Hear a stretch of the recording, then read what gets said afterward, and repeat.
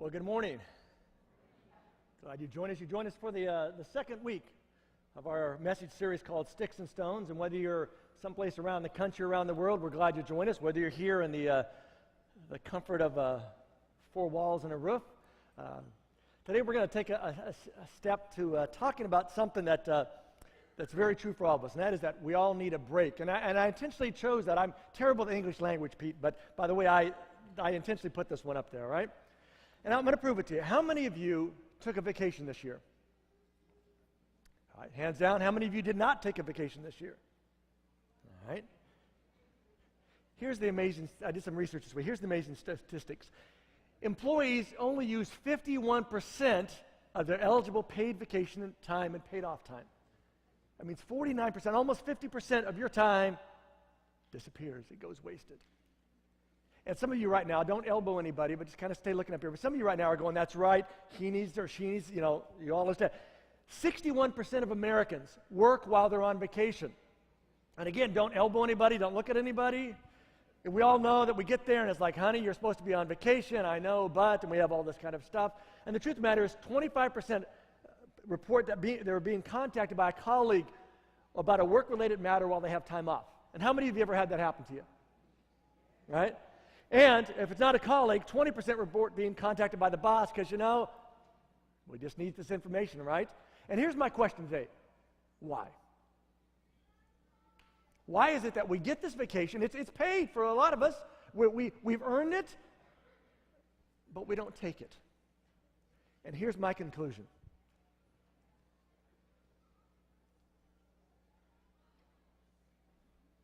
Right? We're afraid. Americans especially. We are afraid. We're afraid of taking time off, and here's some of the reasons. We're afraid of that pile of work that will be waiting there when we return, right?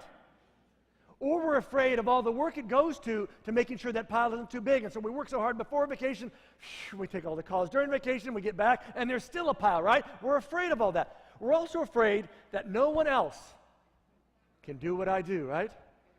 And whether that's true or whether it's what we want to convince ourselves because we're afraid if we take time off and they can do without us, they just might do without us, right? And we're afraid because if we're not present and not continually churning stuff out, bad things are going to happen. We're worried about that. And here's the amazing thing. This is a quote I saw. Our fear of not mattering, which goes into this whole work thing, our fear of not mattering has the potential to draw us away from the things that matter most. And here's the cool thing. Whether you're a Christian, whether you're not really a church kind of person, whether you don't believe anything on the Bible, the great thing is that this ancient book, what we call the Bible, actually speaks into this issue of being afraid, this issue of work and of overload. In fact, when the Bible tells us that when God decides this is going to be my group of people, I'm going to respond to them, I'm going to say they're going to be my own, and he pulls this group of people out of hundreds of years of slavery.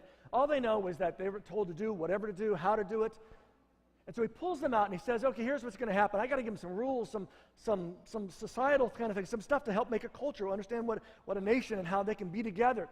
And he lists, and there's over 600 rules in your Bible that talks about all the different stuff.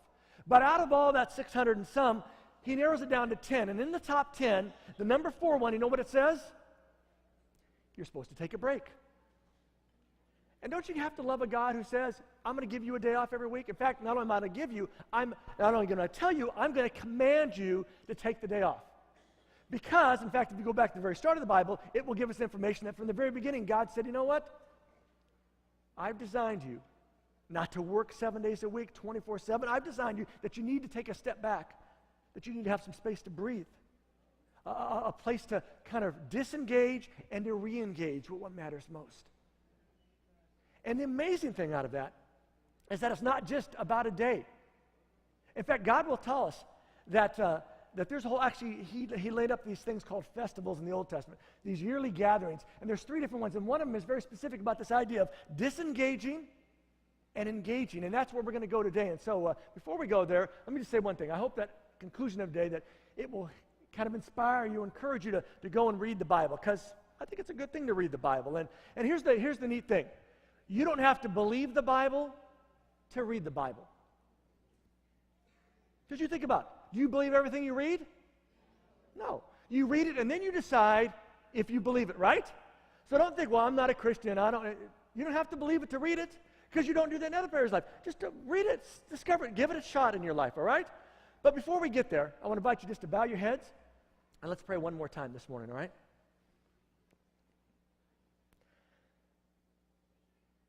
Lord, our lives sometimes are so compacted, so pulled and so stretched, so tight and hard, so crammed, that just today in this assembly, I personally want to say thank you. Thank you that you care enough about me to tell me I need to take a break. In fact, not just to tell me, that you command me, that you make it one of the top 10 things that I can do in my response to you and response to other people, is to disengage from all the stuff that pulls me in so many different directions, and to take that opportunity on this 24-hour period to engage with you, to engage with my family, to engage with my friends, to just give me the space to consider, to think, and to respond. And so I just pray today that for myself, you would use this time to remind me, to move me, and to heal me in your name. Amen.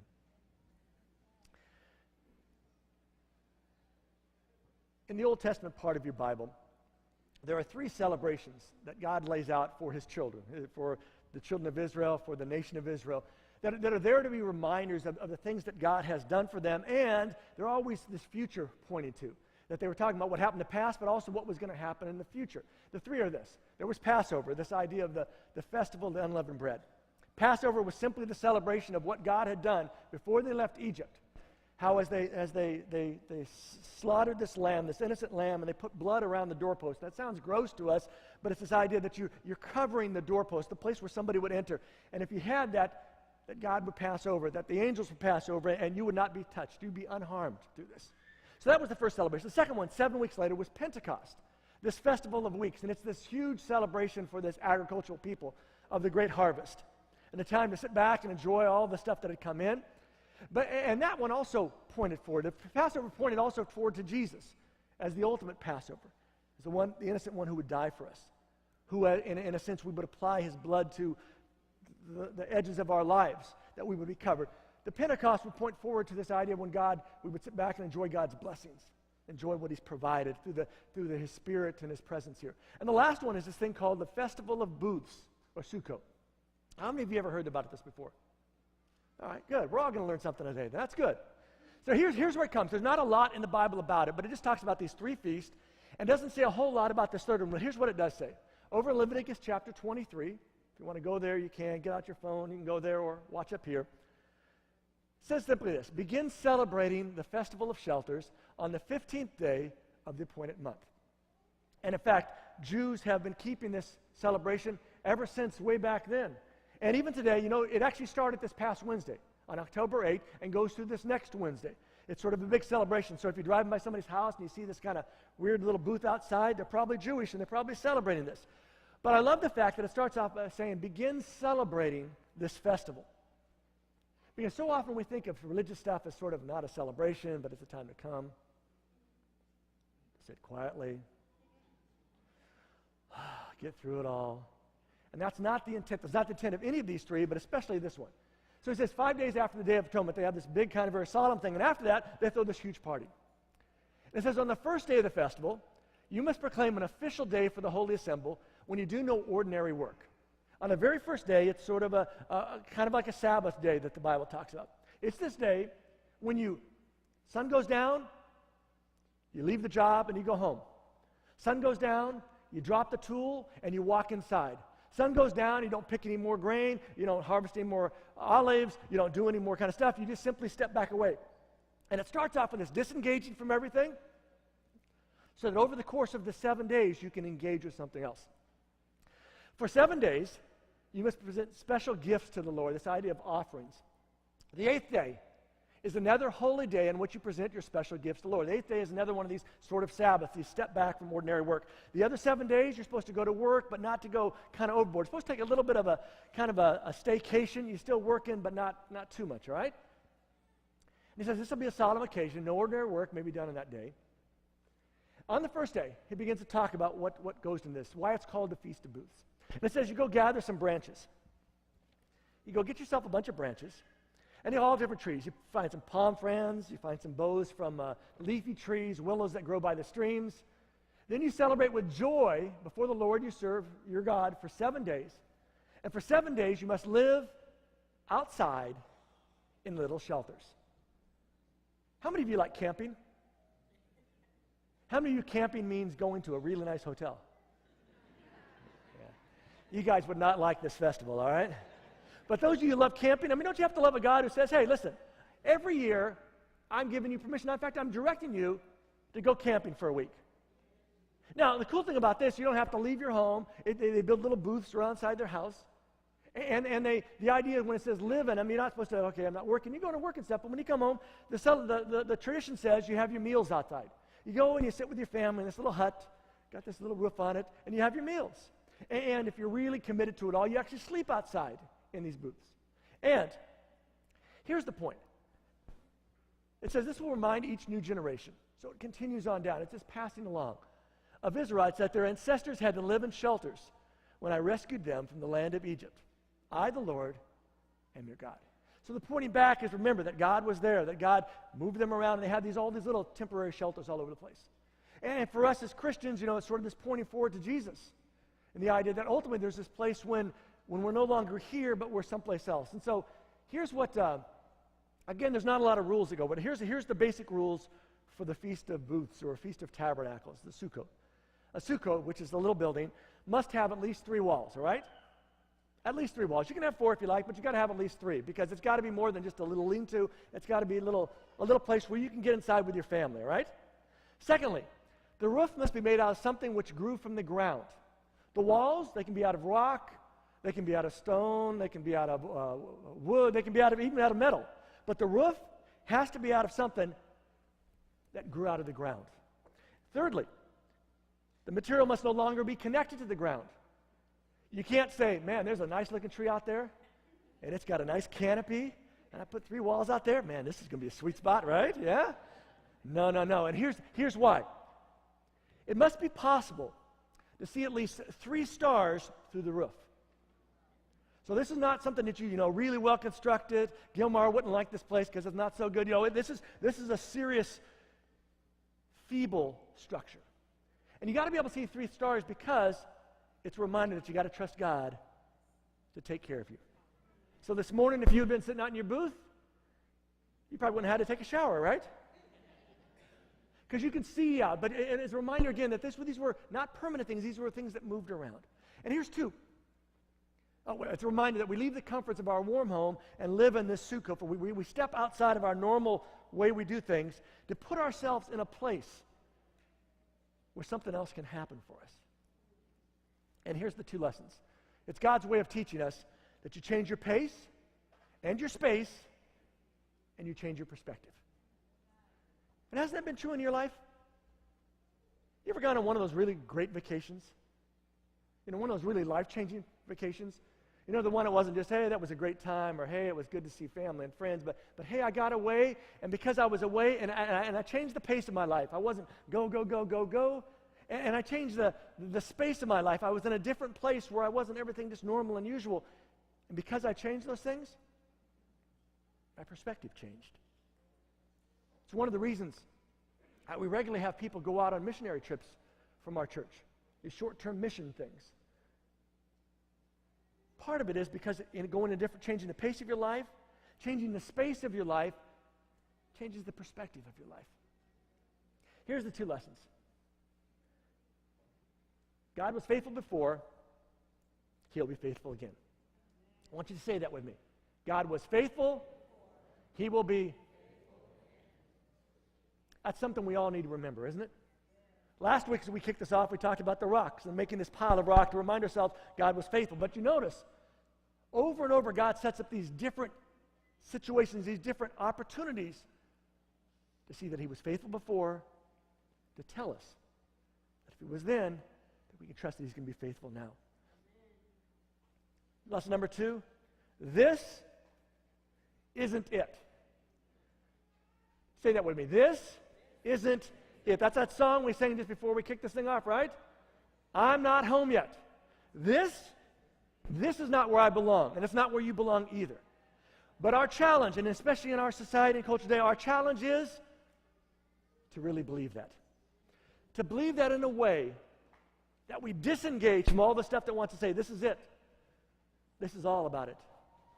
You know, we got to fix up the house. We got to take care of all this. And I'm not downgrading those things. But sometimes it's easy that we invest so much that we invest too much.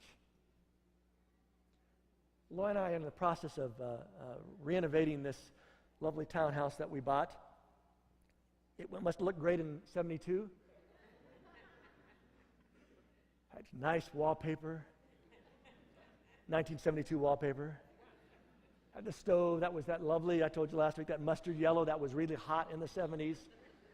And that's about the only time that and that green and that brown that were ever really hot, you know. So we've been doing floor by floor. We started with the top floor because we figured, you know, that's where Lori's office is at. That's where we sleep. That's where we take showers. Let's get that one done because the main floor where we eat and we kind of hang around, that's going to take some more money. So we did the first floor. We're working on the second floor. Still have this huge basement that has lovely dark brown paneling. Anybody need some paneling? You come see me in about 3 or 4 months and I will have you set up to do a great downstairs kind of place. But one of the things we noticed is it has these lovely windows, aluminum, which is great in the winters and summers around here in Washington, D.C. In fact, one of the windows is so good that it broke at some point in our house's life, and they replaced the glass with plexiglass. You know, you hit it and it kind of wobbles like that, and so we kind of said, hey, we got to go get new windows. I don't know how many of you have priced windows recently. You would never even guess, you know. I told Lori, she said, how much was it? I said, guess. She gave me one number. I said, guess again. She went like this. She went another number. I said, guess again. She was like, you know, it's expensive. And here's the problem with that. Problem is not the cost, not the expense, not the stuff of taking care of what God's blessed you with. The problem is you can get so much invested in it that it's easy to become convinced that this is it. That this is home. And this great festival, this 8-day thing, is to remind us that says, you know what? I need to step back. I need to put myself in a different space, change the pace of my life a little bit, just to give me a little bit different perspective. Remind me again that what we always need to be reminded, that this isn't it. That this is not it. Hebrews chapter 11 captures this when it says, all these great people died in faith. That's gone through Abraham and Moses and all these kind of, all these great historical figures, these great people of the faith, all of them, they died. But it says they did not get the things that God promised his people. They didn't get what was rewarded, the promised reward, but they saw them coming from far in the future. And they were glad. And I love that line that they were glad. Because if you have any kind of history with us as Seventh-day Adventist Christians, part of our name, Adventist, is this idea of Jesus' second return. Jesus is coming back at some point. And some of you are old enough that you've heard it all of your life. Some of you have had parents and even grandparents who have heard it all their life and who told you, Jesus is coming back soon. Our church kind of started in the 1860s. The big push that Jesus was coming back soon was kind of 1840s, that it was around the world, and our church sort of came out of that kind of idea. But you do the math, it's like 170 years. Which for some of us leaves us the question of, if Jesus is coming back soon, how soon is soon, right? So I don't know about you, but for me, 170 years, Lori says, I'm going to the grocery store and I'll be back soon. I don't go, oh, see you in about 5 years, good note, and that's not to downplay the idea that Jesus' coming is nearer today than it ever has been. But we can't focus so much on the soonness of it, but on the point of it, that here isn't it. The world as we see it isn't our ultimate destination, and all the pulls of it. And so they saw it from a future, and they were glad, even though they didn't get the results, and we need to be glad, because we still see it at the future. He says they acknowledged, they recognized that they were like foreigners and visitors, refugees on earth. When was the last time you considered yourself a foreigner here? Now, some of you say, well, this is last week because I am a foreigner here, or a refugee. But those of you that were born in the United States, those of you that have been here, 10, 15, 20 years, long enough to kind of feel, when was the last time you sort of said, no, not only am I a foreigner in the United States, I'm a foreigner just in the sense of where the world's at. When people say such things, he says, they show they are looking for a homeland. If I'm saying I'm a foreigner, you might say, well, where are you from then? Where's your homeland, right? I'm looking for a homeland. And he says if they had been thinking about the country they had left, they could have gone back. So this wasn't about going back to their motherland, going back to their fatherland. This was about something more than that. He says, but they were waiting, they were desiring, they were longing for a better country, a better place, a heavenly one that sort of has the heavenly feel to it and the process to it and the structure to it. And he finishes by saying, so God is not ashamed to be called their God because he's prepared a city for them. Now, I used to read that passage and say God was not ashamed because they were the ones who said, I have faith that this is going to take place. Because they're not ashamed, he's going to have a place for them. But that's not what the text says, is it? It says because he's prepared a place for them, he is not ashamed of them. He's already got a place for us. And he is not ashamed of us. But he is worried about it. He's concerned about us. That's why he set up this weekly disengagement, engagement. That's why he set up this yearly practice of discovering some way to be able to step back from all the stuff that wants to pull us in, to disengage and to somehow re-engage. And this is true for the vast majority of us sitting here today or us watching online. Isn't it? And oftentimes we think the devil's our biggest enemy. And I think he has a part in this. Or sin is our worst enemy. But for a lot of us, we are simply so busy. Some of us are so busy we don't have time to sin in the traditional sense. We sin in some other ways. And our inclination is to cram everything in and take nothing out. Our inclination is to do so much that we don't enjoy much of what we do. And I'll give you some warning signs of it. Warning sign is you're someplace and you say, hey, Big John, I'll be there, but I'm going to be like about 15 minutes late, you know. Or you show up someplace and you say, hey, I'm going to have to get out early. We're doing this thing. I know it's a big thing, big celebration. Woo, woo, woo, but I gotta leave. Or you talk to your daughter and say, hey, sweetie, what time are you as part of the performance? I know it starts at 7, but who wants to sit through all these other kids, all that kind of stuff? I want to see you, sweetie. What time are you? 7:20. Daddy will be there. Daddy shows up at 7:18. Whew, they're running a little late. Oh, man, I can't stand. Oh, there's my daughter. Yes, honey, yes. She sees me. I got eye contact. Good. I got bank. I got to go back to work. Right? And when we do so much, we don't enjoy much of what we do. You're at work and you're thinking about home, and you're at home and you're thinking about work.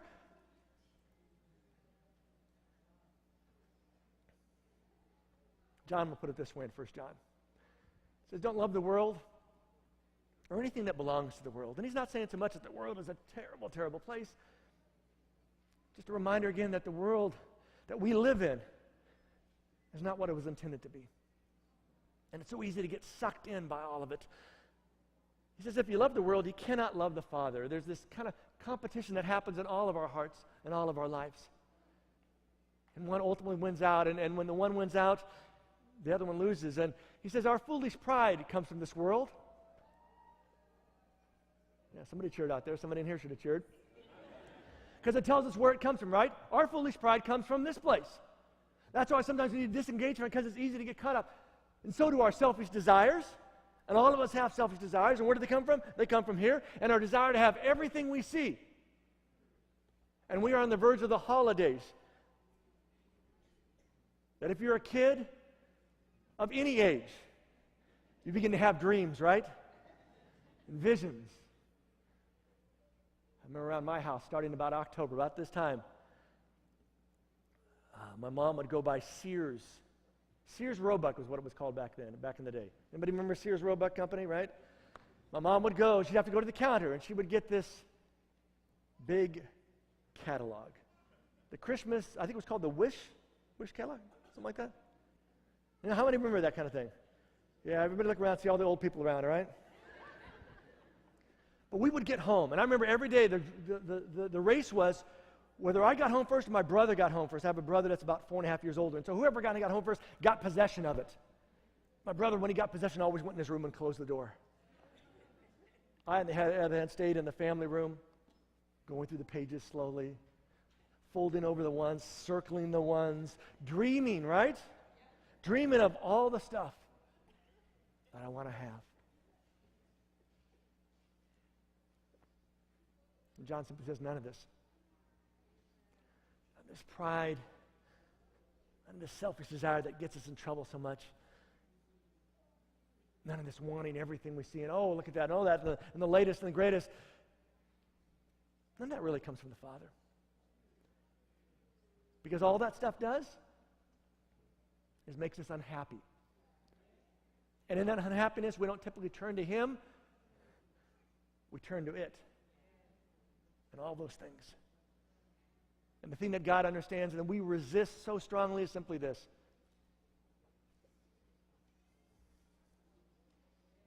It's true for your life because it's true for my life. All that stuff that absorbs us. All that stuff that ends up just draining us. When you think about this stuff, you know, the absorption of the need to keep up. You know, maybe you're running that kind of race. I need to keep up. My question simply is, what are you keeping up with? What are you keeping up with? And who defines that? And that's why, again, I think God says this yearly, kind of take a step back. Camp for a week. Disengage from that and re-engage me so that you can be the decider of what you're trying to keep up with.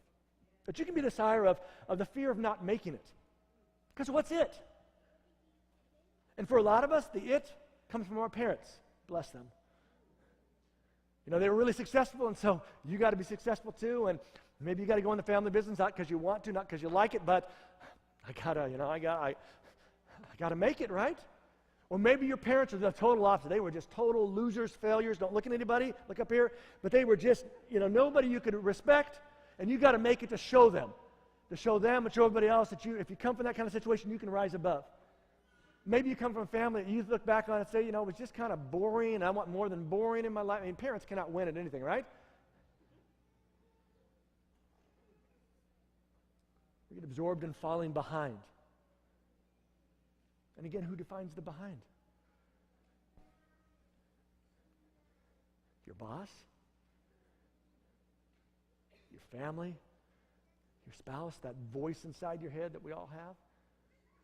Or what absorbs us is not being accepted. Having a hard time saying no to something because if I say no, I might not be there when all the stuff happens and I got to be. And if you're a high school student today or you're in your 20s, I know you don't listen to your parents, but maybe listen to me right here, okay? You get so worried about being accepted by the people that you go to school with. I'm going to tell you something your parents have told you, but you don't listen to them, but I hope you'll at least listen to me for a moment. In 10 years, you won't even remember most of those people. In 5 years, a lot of them will be just people, you go back to your 10th year reunion and you go, I can look at the picture. I don't really remember you from school. Or I guess we must have because you got the little name, right? I mean, you're not going to know their cell phone. You're going to have a different cell phone in 5 or 10 years, right?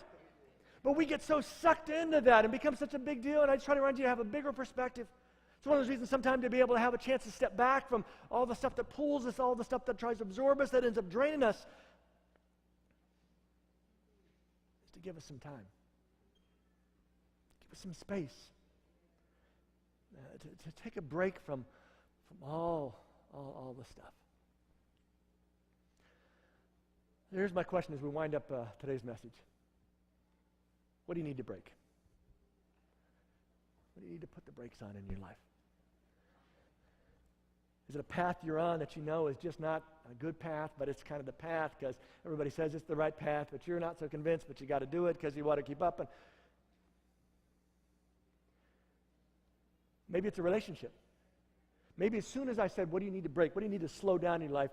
A face popped up in your head. It may not be because they're a bad person. It may be because they're a bad person. But it just may be one of those things you need to step back and hold on. Not only what do you need to break, where do you need some space? Where in your life do you need to carve out something, and where do you need to somehow take a break so that you can intentionally think through about what it is and where it is I need some space, and where do you need some disengaging in your life? Because all of us have some things we need to disengage from. Because what they're doing for us is not what we wish they would do for us. They're absorbing us. And in the process of absorbing us, they're draining us. And what do you need to do to give yourself the pace and the space to do a reboot? And I'm thankful again at this ancient book that you really should read, because again, it's got some great stuff in there. There's a lot of wise stuff. A lot of stuff to be very, very beneficial. And sometimes we can read and it just seems like so much stuff. But I remind you that it's in there for a reason. It's not just so that God can say, see, I can control people. See, I can tell them what to do. It's in there to help us. And this appeal that he lays out and says every year to take this 8-day break. This 8-day, vacation kind of thing. This 8 days where you put yourself in a different pace of life, a different space of life, is there to give you some time to reconnect with the truth that God was faithful, and so he will be faithful. To reconnect with that important truth that this place, this space, isn't it. And that doesn't mean we throw our hands in and walk away from it and say, I don't care about it then, but it means that as we care about it, we don't get so absorbed in it that it drains us for the most important thing. With that said, I want to invite you to take out that Connect card that Pastor Ann talked about before. And every week we give people a chance to sort of take a next step in their journey with God. And maybe you're, kind of just, not really a Christian, just kind of checking this whole thing out. Maybe this is the first time back into a church in a long time, or maybe you've come with somebody because they're cute and you came because they're just cute and you're not really here for anything else. But I think there's always a chance to maybe just move a little bit along. And maybe your step today is simply to intentionally apply a break in my life. And maybe that's the most important thing you can do today, to apply the brakes. Maybe it isn't to stomp on them all the way, but to begin to slow them down. Maybe your next step today is to remind yourself that God's faithfulness doesn't equate to life being easy. Because that was the story. They set up these tents. They had to camp all the time. And that it wasn't always easy, but God was always faithful through that. Maybe that's the important thing you need to remind yourself. Maybe your next step today is to be more mindful of how you spend your time. And this, again, is not a condemnation. This is an appeal. You say, your life is valuable. Your life is valuable to yourself. It's valuable to your family, to your friends, to lots of people around you. Maybe your next step today is to be more considerate of what's absorbing your life. Because the reality is, something is absorbing your life. And it's so easy to just get sucked along in life and never consider what that is and what it's doing to you.